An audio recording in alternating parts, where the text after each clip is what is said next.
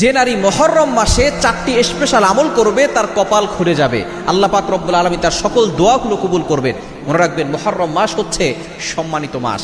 এই মাসের ব্যাপারে আল্লাহ পাক রব্বুল আলামিন কিন্তু 4টি মাসকে সম্মানিত করে দিয়েছেন, এটা নিজে বলে দিয়েছেন সূরা তাওবা 36 নম্বর আয়াত, ইন্না ইদ্দাতাশ শুহুর ইনদাল্লাহি 12 শাহরান ফি কিতাবিল্লাহ ইয়াওমা খালাকাস সামাওয়াতি ওয়াল আরদা মিনহা আরবাআতুন হুরুম।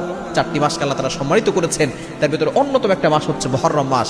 এই মাস দিয়েই আরবি মাস কিন্তু শুরু হয়, সুতরাং এই মুহররম মাস শুরু হয়ে গিয়েছে। এই মুহররম মাসে কোনো নারী যদি 4টি আমল করে এবং আল্লাহর কাছে দোয়া করে, দোয়া কবুল হয়ে যাবে। নাম্বার 1, 1 নম্বর হচ্ছে এই মাসে বেশি বেশি করে রোজা রাখা, বিশেষ করে আশুরার রোজা। নবী সাল্লাল্লাহু আলাইহি ওয়াসাল্লাম আশুরার রোজা মুহররমের 10 তারিখে 2টা রোজা রাখতেন, 9 তারিখ 10 তারিখ অথবা 10, 11, আপনি 2টা রোজা রাখবেন। যেহেতু ইহুদিরা 10 তারিখ রোজা রাখে, এই জন্য ইহুদিদের বিপরীত রাসূল সাল্লাল্লাহু আলাইহি ওয়াসাল্লাম করতে বলেছেন। আপনি যদি রোজা রাখি 9, 10 অথবা 10, 11 রোজা রাখার চেষ্টা করব, 1 নাম্বার। এবং আরও রোজা রাখতে পারেন, প্রতি সপ্তাহে সোমবার বৃহস্পতিবার রোজা রাখতে পারেন।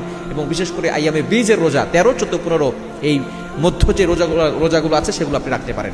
রোজা রেখে দোয়া করলে সেই দোয়ার সাথে সাথে কবুল হয়। 2 নম্বর আমল হচ্ছে ইস্তেগফার বেশি বেশি পড়া, কেননা এই মাসে আল্লাহর কাছে ক্ষমা প্রার্থনা করা, আস্তাগফিরুল্লাহ আস্তাগফিরুল্লাহ, এটা বেশি বেশি করলে আল্লাহ পাক রব্বুল আলামিন সকল গুনাহ খাতাগুলো ক্ষমা করে দিবেন।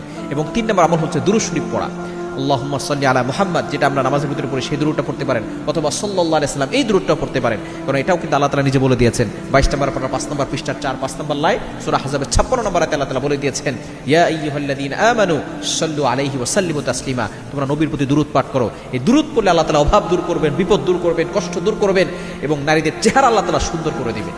এজন্য দুরূদ শরীফের আমল 3 নম্বর। এবং 4 নম্বর হচ্ছে স্বামীর সাথে ভালো ব্যবহার করতে হবে, বেশি বেশি জিকির আজকার করবে, স্বামীর সাথে ভালো ব্যবহার করবে, তাহলে ওই নারীর সকল দোয়া আল্লাহ কবুল করবেন, সকল বিপদ দূর করবেন, সকল বালা মুসিবত দূর করবেন এবং ওই নারীর ভাগ্য আল্লাহ তাআলা পরিবর্তন করে দিবেন। এই মুহররমের মাসের উসিলায় আল্লাহ পাক রব্বুল আলামিন তার কপাল খুলে দিবেন।